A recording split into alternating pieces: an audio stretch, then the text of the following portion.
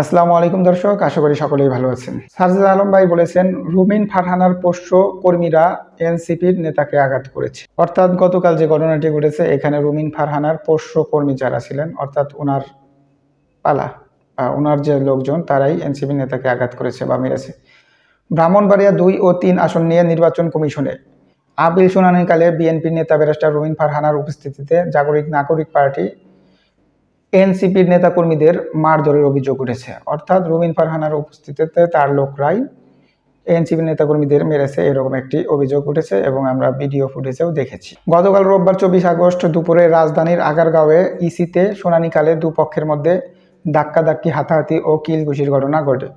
এতে এনসিপির সিনিয়র যুগ্ম মুখ্য সংগঠক আতাউল্লাহ আহত হন বলে অভিযোগ উঠেছে। এনসিপির মুখ্য সংগঠক উত্তরাঞ্চল সারজিস আলম ফেসবুকের এক পোস্টে অভিযোগ করে লিখেছেন, একদিকে জনাব রুমিন ফারহানার পোষ্য কর্মীরা এনসিপির নেতাকে শারীরিকভাবে আঘাত করছে, অন্যদিকে জনাব রুমিন ফারহানা গাল মুখ ফুলিয়ে বিএনপির কেন্দ্রীয় নেতা ও আইনজীবীর ভাব নিয়ে অন্যদিকে মুখ ফিরিয়ে দেখেও না দেখার ভান করছে। যেটা আমরা দেখেছি যে হ্যাঁ, একপাশে তার লোকেরা এনসিপির নেতাকে মারছিল, লাথি দিচ্ছিল, আর সে অন্যদিকে ঘুরে একটা ভাব নিয়ে চলছিল যে কিছুই হয়নি বা যা হয়েছে ভালো হয়েছে, এরকম একটা মুড নিয়ে এসে রাগ দেখে অন্যদিকে ঘুরেছিল। তিনি আরও লেখেন, টক শোতে বড় বড় সুশীলতা দেখানো যায়, লেকচার দেওয়া যায়, কাজ দিয়ে প্রকাশ পায়, কে সুযোগ পেলে আবারও আগের পথে হাঁটবে আর কে সংশোধন হবে। অর্থাৎ উনি বলেছেন যে রুমিন ফারহানা তো অনেক সুন্দর সুন্দর কথা বলেন টক শোতে, এটা শুধু মুখেই বলা যায়, কিন্তু তার কাজে প্রমাণ হয় যে সে আসলেই কি সুন্দর পথে চলবে নাকি আওয়ামী লীগের পথে চলবে, এটা তিনি বলেছেন। এনসিপি নেতা আতাউল্লাহ অভিযোগ, শুধুমাত্র সীমানা পুনর্নির্ধারণের বিরোধিতা করে আপিল করায় তার উপর হামলা চালানো হয়েছে। এই প্রসঙ্গে টেনে সারজিস লেখেন, বিএনপি কি আওয়ামী লীগের চরিত্র ধারণ করেছে?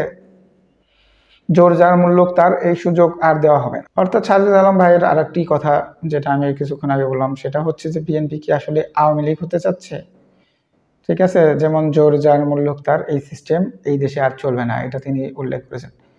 অন্যদিকে রুমিন ফারহানা দাবি করেছেন, প্রথমে তাকে ধাক্কা দেওয়া হয়। তিনি বলেন, আতাউল্লাহ পরিচিত মুখ নন। অর্থাৎ আতাউল্লাহ তার অপরিচিত, তিনি এনসিপি থেকে এসেছেন না জামাত থেকে এসেছেন আমি জানি না। আচ্ছা, ভালো কথা। আমাকে ধাক্কা দেওয়ার পর আমার লোকজন জবাব দিয়েছে। অর্থাৎ তাকে ধাক্কা দেওয়ার পর তার লোকজন জবাব দিয়েছে। ধাক্কার বিনিময়ে কি হয়েছে? তাকে মাটিতে ফেলে লাথি দেওয়া, তাও একজন না একাধিকজন লোক। সেটা তিনি খুবই সহজলভ্যভাবে বলছে যে এটা খুবই স্বাভাবিক বিষয়, এটা কোনো বিষয়ই নেই।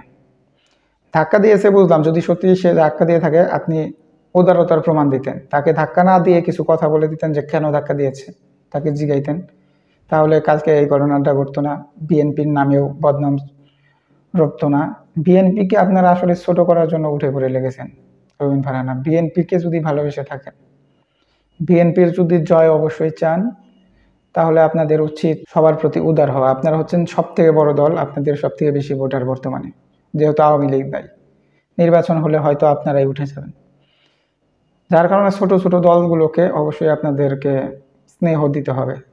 এনসিপি একদমই ছোট দল, তারপর একদমই নতুন দল, তারা আপনাদের মতো অভিজ্ঞ না। তাদেরকে আপনারা স্নেহ দেন, তারা অবশ্যই আপনাদেরকে সম্মান দেবে। তাদের সাথে এই আচরণের কারণে কিন্তু সারজিস আলম ভাই আজকে আপনার বিরুদ্ধে এইরকম কথা বলছে, আপনাকে শেখ হাসিনার সাথে তুলনা করছে বা তৎকালীন সরকারের আচার আচরণের সাথে তুলনা করছে।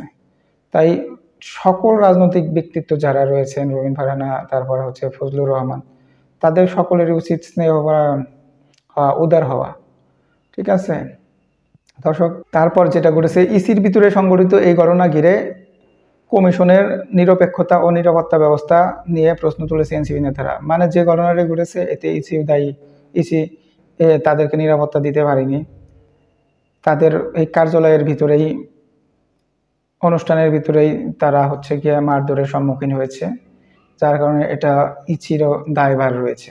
দর্শক, রুমিন ফারহানার আর হচ্ছে এনসিপির সাথে যে দ্বন্দ্বটা হয়েছে, এই বিষয়ে আপনাদের যদি কোনো মতামত থাকে অবশ্যই কমেন্টসে জানাবেন। ধন্যবাদ সকলকে। আসসালামু আলাইকুম।